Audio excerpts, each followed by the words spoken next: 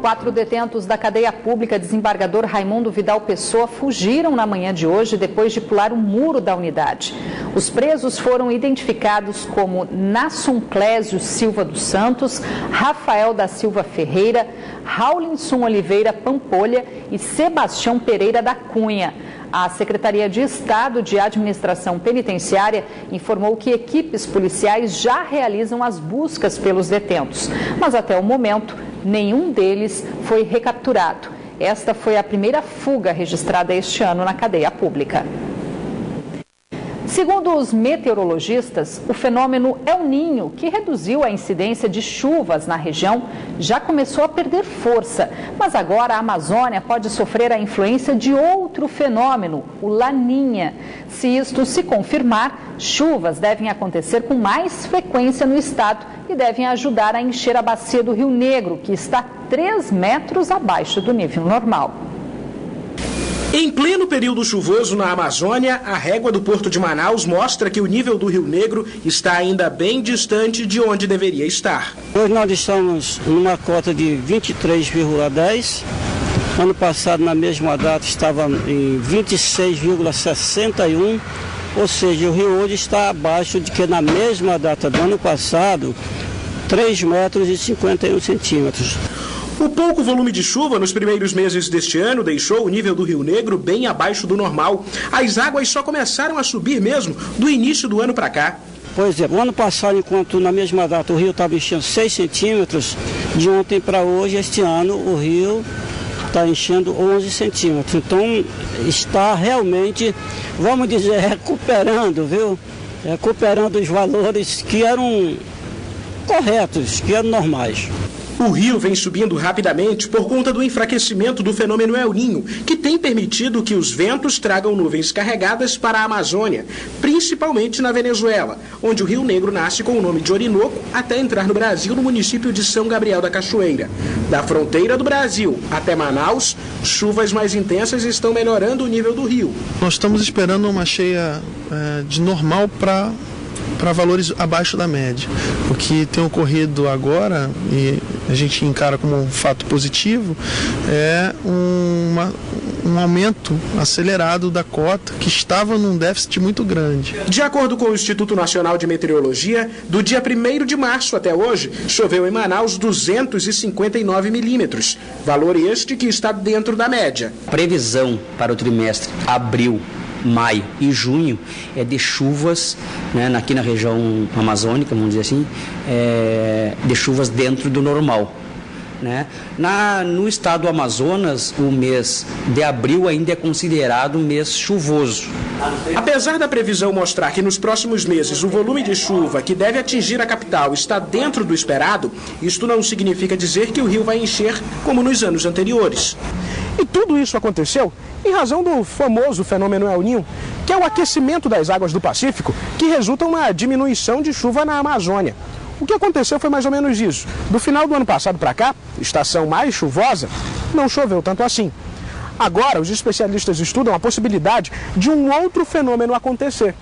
É o que eles chamam de uma espécie de gangorra, quando no inverno o sol apareceu com mais frequência e no verão a chuva pode aparecer com mais frequência. Ou seja, algo não está tão equilibrado. É um fenômeno que já é conhecido por eles e chamado de laninha. Então existe uma probabilidade em torno de 50% de termos um laninha aí para o meio, para o final do ano deste ano. Se isso se confirmar, as chuvas devem aumentar aqui na região. Se isto acontecer, os níveis dos rios da Amazônia podem subir em pleno período seco e a preocupação com a vazante ainda maior no final deste ano pode ser descartada. Já no Alto Solimões, a Defesa Civil do município de Benjamin Constant emitiu ontem o primeiro alerta de cheia. Na verdade, o que a gente tem observado no Alto Solimões é que os níveis estavam muito abaixo das médias e aí nas últimas semanas subiu com bastante intensidade. Talvez esse fato tenha trazido um pouco de preocupação para quem mora ou quem faz a gestão dessas localidades. Mas se você analisar a cota ou o prognóstico de cota para lá, ainda está bem abaixo dos últimos anos. E se as previsões forem acertadas, pelo visto 2016 será mais um ano de mudanças no tempo e nos rios da Amazônia. E agora é hora de conferir a previsão do tempo para esta quarta-feira aqui na capital e também em algumas cidades do interior. Em Manaus, a previsão é de tempo nublado e pancadas de chuva. As temperaturas variam entre 25 e 32 graus. Em Tefé, o tempo fica encoberto e há possibilidade de chuva fraca. Mínima de 25 e a máxima não passa dos 29 graus. Em Eirunepé, o tempo fica encoberto também com possibilidade de chuva. As temperaturas variam entre 24 e 29 graus. Em Urucará, a previsão é de muitas nuvens e pancadas de chuva. As temperaturas variam entre 26 e 30 graus. E neste período de chuva, os hospitais de Manaus têm ficado cada vez mais lotados de crianças que sofrem com as mudanças de temperatura. Segundo a Secretaria de Estado da Saúde, o atendimento na rede pública da capital já registra um aumento de 30%. Fila para atendimento no pronto-socorro da criança. São as típicas doenças do inverno amazônico. Nariz correndo, a garganta está inflamada e febre. A temperatura está mudando muito, né? É sol, chuva, sol, chuva. Aí apresenta isso na criança. Os médicos conseguem até classificar as principais doenças que fazem os pequenos sofrerem neste período: gripe, bronquite, bronquiolite e até mesmo os sintomas como vômito e diarreia. Na chuva, as pessoas começam a se aglomerar nas residências e isso favorece a propagação de vírus. Muitas pessoas respirando num ambiente fechado, muitas vezes com pouca circulação de ar, então o vírus se propaga.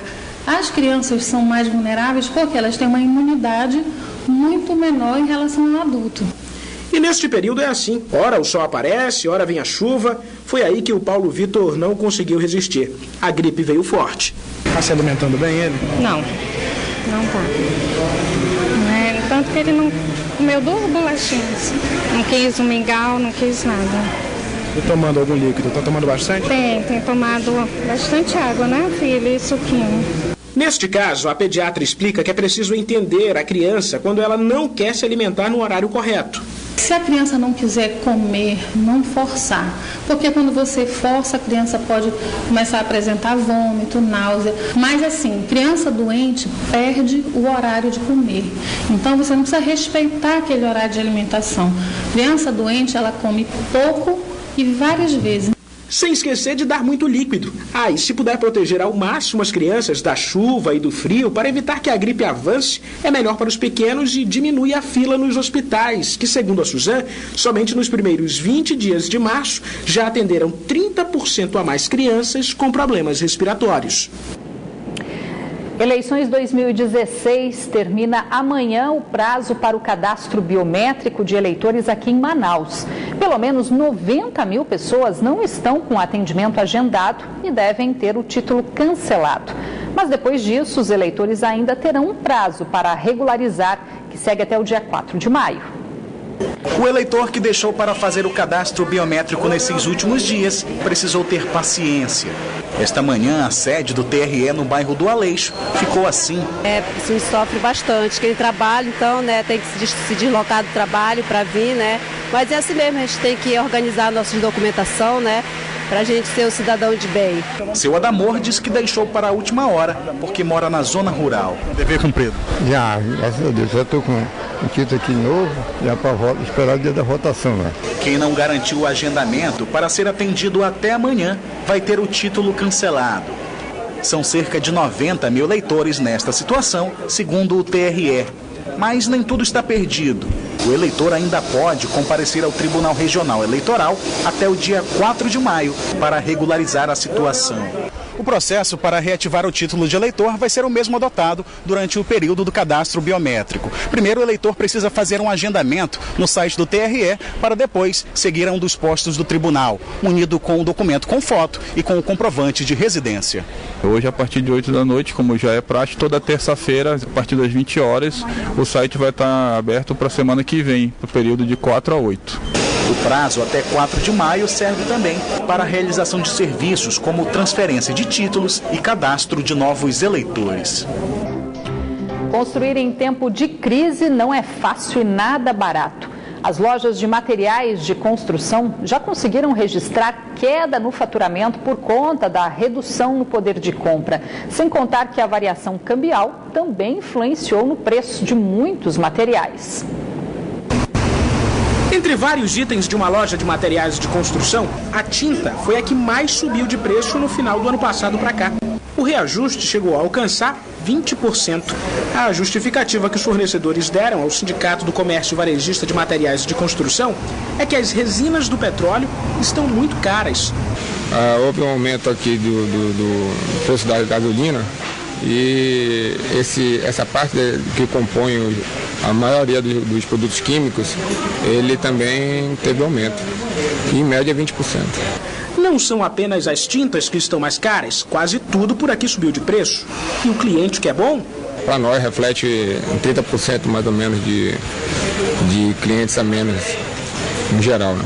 Se os clientes sumiram é porque o dinheiro está mais curto e não está sendo possível fazer grandes obras no momento. Dona Maria sabe o que é isto. Em 2014 planejou a reforma da casa, para no ano seguinte colocar em prática as mudanças. E a principal missão da família dela, trocar o piso de madeira por uma laje. É que ela mora no 2º andar. A família tinha R$8 mil para fazer isto, mas não deu.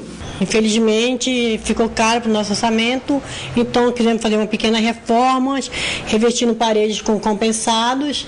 O piso da casa de Dona Marli ainda é de madeira. Como ela não teve todo o recurso para construir a laje que desejava, colocou esse revestimento em manta aqui, junto a um emborrachado. O motivo pelo qual ela não conseguiu construir a laje é porque sairia muito caro. Ela mora no 2º andar de uma casa muito antiga, construída aproximadamente há 100 anos. Sim, a casa é antiga, vem de geração, vem da avó do meu esposo para a mãe, chegou até ele, só que a gente não conhece a estrutura dela interna, né, que chamam a parte de baixo, a gente não sabe. Como a gente mora de 2º piso, teria que vir desde as sapatas lá embaixo. Hoje em dia, para fazer a laje, a dona de casa precisaria desembolsar uns R$15 mil. Fez orçamento várias vezes, em várias lojas, a diferença de preço de uma para outra é pouca e ficou inviável para nós colocar uma laje. Pelo visto, não é só a chuva que vai fazer as obras por aqui ficarem suspensas e sem prazo para serem retomadas. O Band Cidade de hoje fica por aqui, mas você pode acompanhar outras notícias e também a nossa programação pelas redes sociais na internet, Facebook e Twitter da Band Amazonas. Você fica agora com o Jornal da Band, que traz os principais assuntos do dia no Brasil e no mundo. Boa noite para você. Até amanhã, 1 hora mais cedo, hein? Amanhã é dia de futebol. Band Cidade, 5:50 da noite. Até lá.